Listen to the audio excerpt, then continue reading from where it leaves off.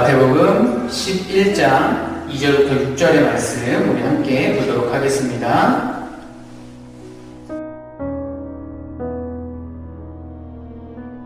네, 오늘은 대림절 셋째 주를 맞이하는 가운데 있습니다. 우리의 이웃을 돌아보면서 그들을 사랑으로 품어줄 수 있는 삶, 내가 알고 받고 느끼는 하나님의 사랑을 흘려보내는 삶, 대림절 셋째 주 사랑의 주간이 이와 같은 삶이 될 수 있기를 주의 이름으로 축복합니다. 이런 속담이 있습니다. 속담. 호랑이는 죽어서 가족을 남기고 사람은 죽어서 이름을 남긴다. 사람의 욕심 중 가장 끝에 있는 게 뭘까요?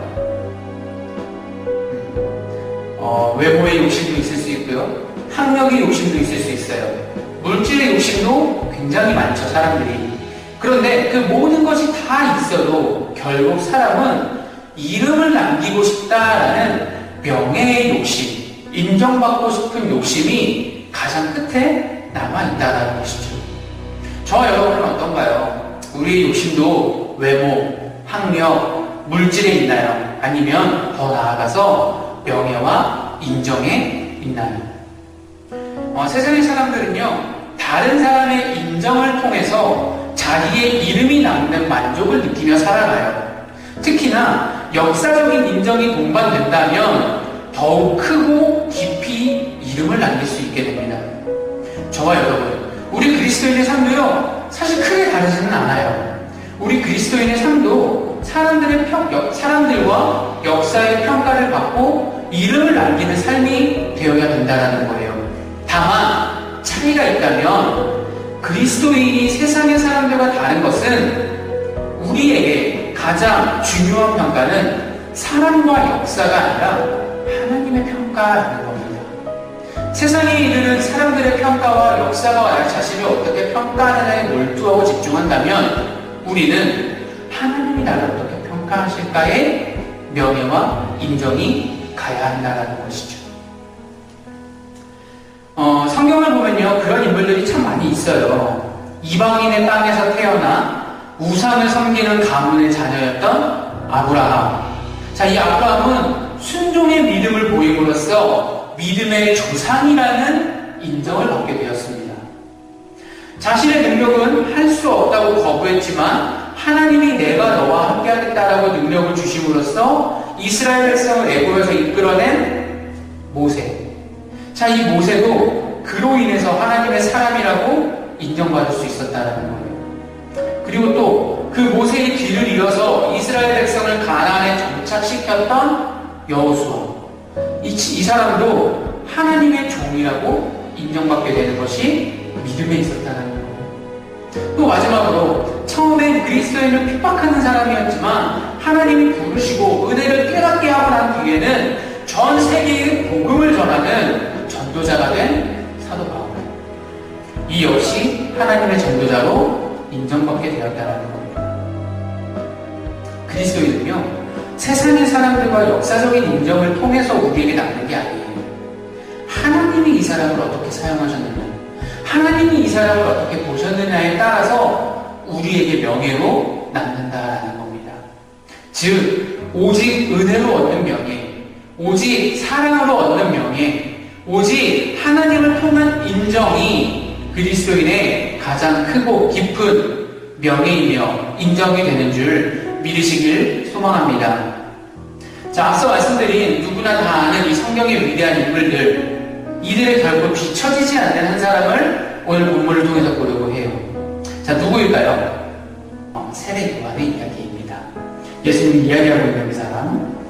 본문 말씀 이후에 기록되어 있는 마태복음 11장 11절의 말씀을 보면 이렇게 기록하고 있죠. 세례 요한을 나타내는 가장 유명한 말. 진실로 너희에게 말하노니 여자가 낳은 자 중에 세례 요한보다 큰 이가 일어남이 없도다. 예수님께서 하신 말씀들 중에 세례 요한을 나타내는 가장 유명한 말, 세례 요한을 가장 인정해 주시는 말. 마태복음과 누가복음에 보면 세례 요한에 대해서 기록을 하고 있어요. 그 기록을 통해서 알 수 있는 게 무엇이냐? 예수님은 세례 요한의 믿음을 크게 인정하고 칭찬하셨다는 거. 우리 그걸 알 수 어떻게 예수님의 이런 칭찬을 받을 수 있었고 성경의 위대한 인물들을 뒤처지지 않는다, 이 말이 어떤 것인지 그럼 우리가 세례 요한에 대해서 조금 더 알아봐야 되겠죠. 세례 요한은요, 요즘 흔한 말로 하면 금수저 집안의 태생이었어요. 그의 아버지는 제사장 사가랴였습니다. 말 들어보셨죠? 그의 어머니는요, 아론 가문의 엘리사벳입니다. 아론 가문이었어요. 자, 이 두 부모 모두 의로우고 경건한 자라라고 기록하고 있습니다. 특히나 어머니 엘리사벳은요, 예수의 모친인 마리아와 친척이기도 해요. 굉장히 혈통이 좋은 사람이었다라는 겁니다. 자, 누가복음의 말씀 1장 11절부터 19절 말씀에 따르면요, 세례 요한은 천사를 통하여 출생이 예언되고 있어요. 출생이 예언되고 있어요.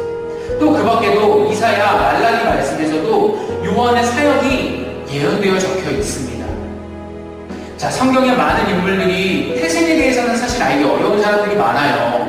그냥 이 사람이 태어난 다음에 이야기들이 적혀 있는 사람들. 그런데 세례 요한은 출생에 대한 예언도 있고요, 더불어서 자세한 기록이 이 성경에 남아있다라는 거예요.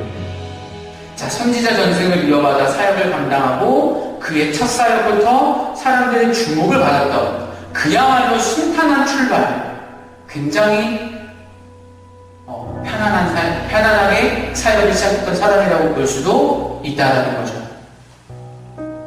자, 누가복음 3장 10절부터 14절의 말씀, 누가복음 3장 10절에서 14절의 말씀, 이 말씀을 보면요, 세례 요한이 선포할 때에 이스라엘 백성들뿐만 아니라 세리와 군인들까지 세례 요한에게 와서 물어봤다고 합니다. 뭐라고요? 우리는 무엇을 하면 됩니까? 선생이요, 우리는 무엇을 하면 됩니까? 당신의 말씀을 들으니까 우리가 은혜를 받았는데 내가 뭘 하면 되겠습니까? 라고 물어보게 됐다라는 거예요. 그의 말씀에 은혜와 권위가 있었다라는 뜻이 되는 거죠. 세례 요한은요, 당시의 백성들에게 선지자라고 불리며 인정받는 사역자가 되어 있었다라는 거예요. 자, 그런데 이 모든 인간적인 위대함보다도 더 높이 평가받는 세례 요한의 모습이 있어요. 지금까지도 사실 되게 인정받으면서 명예 있는 사람 같잖아요. 근데 이거보다 더 인정받는 부분이 있어요. 높이 평가받는 거. 그게 무엇이냐? 세례 요한은 예수 그리스도와의 관계에서 자신이 누구인지, 자신이 어떤 일을 해야 하는지 잘 알고 있었다는 거예요. 요한은 확신 가운데 예수 그리스도를 세상과 사람들에게 전했습니다. 그 예수 그리스도에게 세례를 베푸는 영광도 있었습니다. 이처럼 세례 요한은 태생부터 사역에 이르기까지 무엇 하나 부족함이 없는 사람이었다라는 거예요. 영향력 있는 인물이었다라는 거죠. 그런데 그 세례 요한의 믿음에 어려움이 생겼다고 볼 수 있는 일이 생겨요. 이 세례 요한의 믿음에 문제가 생겼구나 라고 볼 수 있는 모습, 그게 바로 오늘 본문에 기록된 말씀입니다. 자신의 확신을 자신하지 못하고 고민하고 있는 세례 요한의 모습을 보는 거예요. 그 고민의 결과 요한은요, 자신의 제자들을 예수에게 보내서 오실 그가 당신입니까? 아니면 우리가 다른 일을 기다려야 합니까? 라고 물어보게 해요. 왜 이렇게 됐을까요? 분명 예수 그리스도에 대해서 확신하고 있는 세례 요한이었어요. 자기의 역할도 잘 알고 있는 사람이었어요.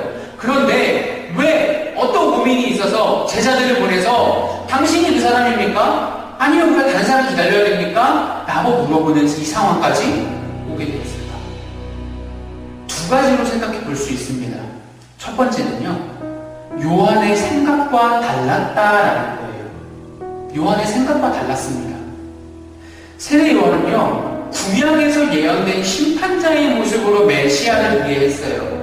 무슨 말이냐? 마태복음 3장 12절의 말씀에 이렇게 있습니다. 이 세상의 심판의 때가 다가온 상태예요.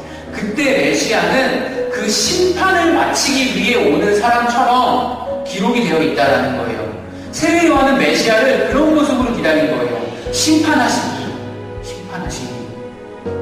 그런데 정작 메시아라고 불리는 예수 그리스도의 사역을 보니까 세상을 심판하는 게 아니에요. 세상을 치유하고 회복하고 사랑과 평화의 사역을 하는 거예요. 여기서 세례 요한의 믿음에 조그마한 균열이 생겨나기 시작한 거예요. 자기가 생각했던 메시아의 모습과 예수님을 통해 나타나는 메시아의 모습이 달랐기 때문이라는 거죠.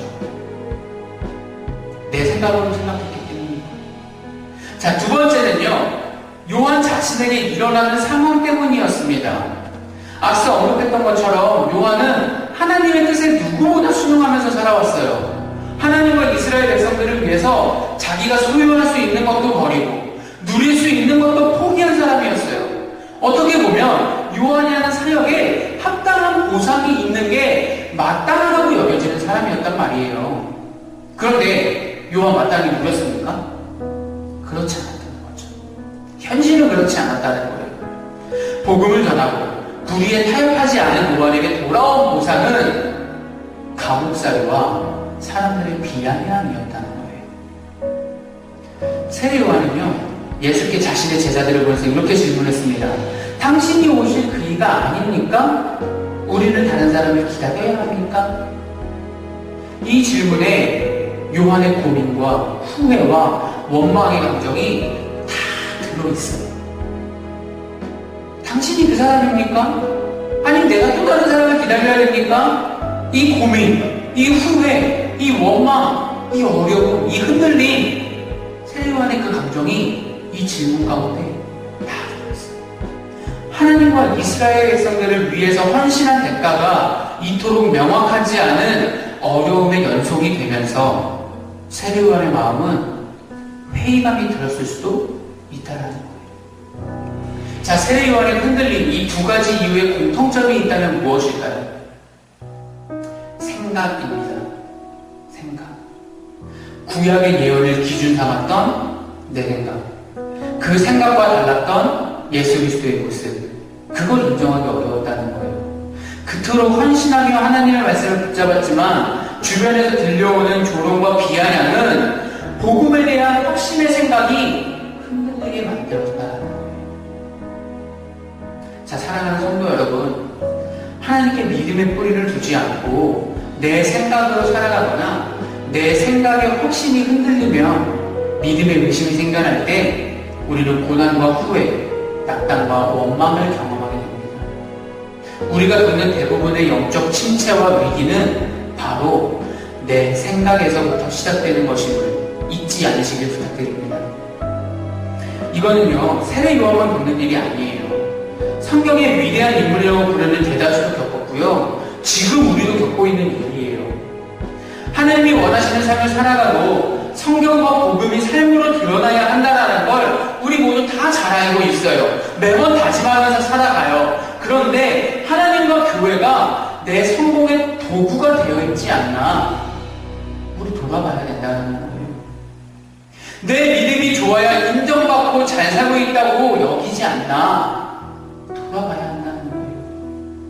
내가 섬기는 교회가 큰 규모와 유명 목사님이어야 내 믿음이 대단하다고 여기고 있지 않느냐라는 거예요. 많은 목회자들, 많은 성도들, 많은 교회가 이런 실수를 지금도 하고 있습니다. 이 정도 큰 교회 건축했으면 우리 교회 복 받아야 되는 거 아닙니까? 이 정도 많은 성도가 모이면 우리 칭찬받아야 되는 거 아닙니까? 이 정도 화려하게 찬양하고 예배하면 우리의 믿음 대단한 거 아닙니까? 보상심리, 기복신앙, 성공주의, 교회 다니면 예수 믿으면 성공한다라고 말하는 것들, 이렇게 생각하고 있지 않냐라는 거예요. 우리는 지금 무슨 이 시대의 세상의 사람들이 말합니다. 또 교회 사람들이 말합니다. 바이러스가 위험하다. 또 교회가 말해요. 세상 사람들의 조롱과 멸시가 위험하다. 맞습니까? 맞죠? 맞는 말이에요. 그런데 아니기도 해요. 아니기도 해요.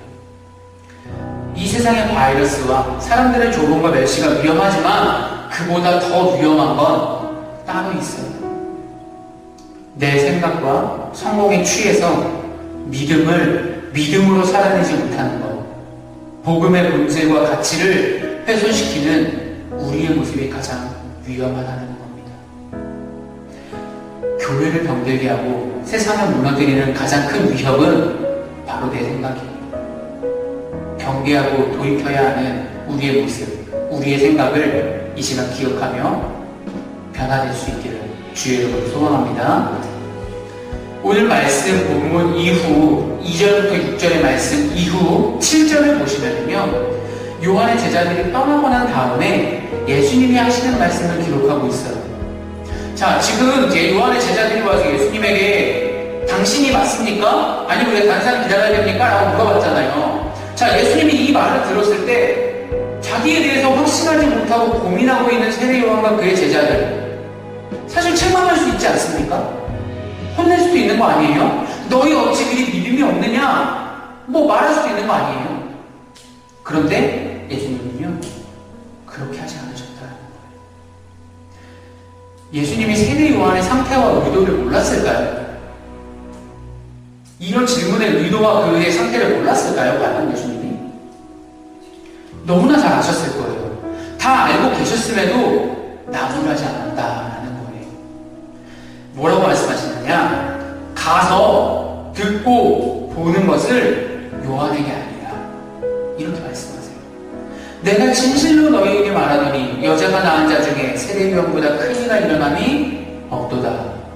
그곳에 또 다른 사람들이 같이 있었던 것 같아요. 저희가 그 상황을 자세히 알 수 없지만 그 무리들에게 이렇게 말씀하셨대요. 그 무리들이 세례요한이 저렇게 질문한 걸 들으면서 뭐라고 생각했겠어요? 야, 세례요한이 예수님 확신하지 못하나 봐. 야, 세례요한이 예수님에 대해서 두려웠나 봐. 의심했나 봐. 이런 말이 그 무리 안에서도 있었겠죠. 들을 수 있잖아요. 그들이 그렇게 생각할 걸 예수님이 뻔히 다 알고 계신 거예요. 그러니 제자들이 돌아간 다음에 그 무리들에게 이렇게 말씀하셨대요. 여자가 낳은 자 중에 세례 요한보다 큰 이가 일어나면 없다. 너희가 왜 광야로 나갔냐? 너희가 왜 그런 거친 옷을 입었느냐? 다 나를 알기 위함 아니냐? 계속해서 세례 요한에 대해서 얘기해요. 무슨 뜻일까요? 요한을 인정해 주는 거예요. 너희가 생각하는 그런 요한 아니야. 요한 이런 사람이야. 인정하고 요한의 흔들림을 변론해 주시는 거예요. 이게 위로고요. 이게 사랑이고 이게 은혜예요. 제가 여러분한테 항상 말하는 게 있어요. 고민하는 자체가 은혜예요. 고민하는 자체가 감사해요. 그 자체가 잘 믿고 있다는 거예요. 왜일까요? 나는 왜 이거밖에 못할까? 나는 왜 이 정도밖에 안 될까? 나는 왜 항상 힘들기만 할까? 고민하고 흔들리는 게 왜 은혜라고 말하고 감사라고 말하는 걸까요? 그 고민을 하게 하는 분 또한 하나님이기 때문이에요. 하나님은요, 나의 고민과 두려움을 통해서도 은혜를 주시고 사랑을 주시고 위로를 주신다는 거예요. 마치 오늘 본문 말씀에 세례 요한이 느끼는 감정을 위로하는 예수님처럼 말이에요. 시편 말씀을 보면요, 많은 시가 어찌하여 라고 하는 탄식을 많이 쓰고 있습니다. 어찌하여 나에게, 어찌하여 이런 일이. 탄식이라고 하면요, 불신과 원망으로 보이는 말이에요. 그렇지만 그 불신과 원망조차 하나님은 믿음이 있기에 느끼는 간절한 마음이라고 보시는 거예요. 너의 그 어려움, 그래, 너가 믿음이 있기 때문에 느끼는 간절한 마음이야 라고 하나님은 위로하신다는 거예요. 그 간절한 마음에 응답해 주신다는 겁니다. 그래서 세례 요한이 가장 흔들리고 있는 지금 이 순간에도 예수 그리스도는 그를 정죄하지 않고 책망하지 않고 칭찬하며 세워주셨음을 우리의 마음 가운데 심어 위로받으시길 축복합니다. 이제 말씀을 정리하며 마치도록 하겠습니다. 세례 요한은요, 순종하는 사람이었습니다. 세례 요한은 열심히 있는 사람이었습니다. 세례 요한은 자신에게 주어진 사명을 아는 사람이었습니다. 그런데도 흔들림이 있고 고민이 있었어요. 우리도 마찬가지입니다. 우리도 각자의 자리에서 순종하며 살아갑니다. 우리도 각자의 자리에서 열심히 살아가고 있습니다. 우리도 각자에게 주어진 사명에 최선을 다하고 있습니다. 그럼에도 흔들림이 있고 고민이 있어요. 어떻게 그 어려움을 이길 수 있을까요? 세례 요한은 스스로 답을 찾으려고 했어요. 그래도 답을 얻지 못하고 감옥살이를 하게 되니까 더 큰 두려움, 더 큰 의심, 더 큰 흔들림이 그를 덮쳐왔던 겁니다. 예수께 보냈던 제자들이 돌아와서 전해준 예수 그리스도의 말씀이 세례 요한을 다시 살렸어요. 다시 확신하게 했어요. 우리가 어려움을 이기는 방법은요, 스스로 얻는 깨달음이 아닙니다. 내 생각과 기준이 아닙니다. 오직 하나님의 말씀인 줄 믿으시기 소망합니다.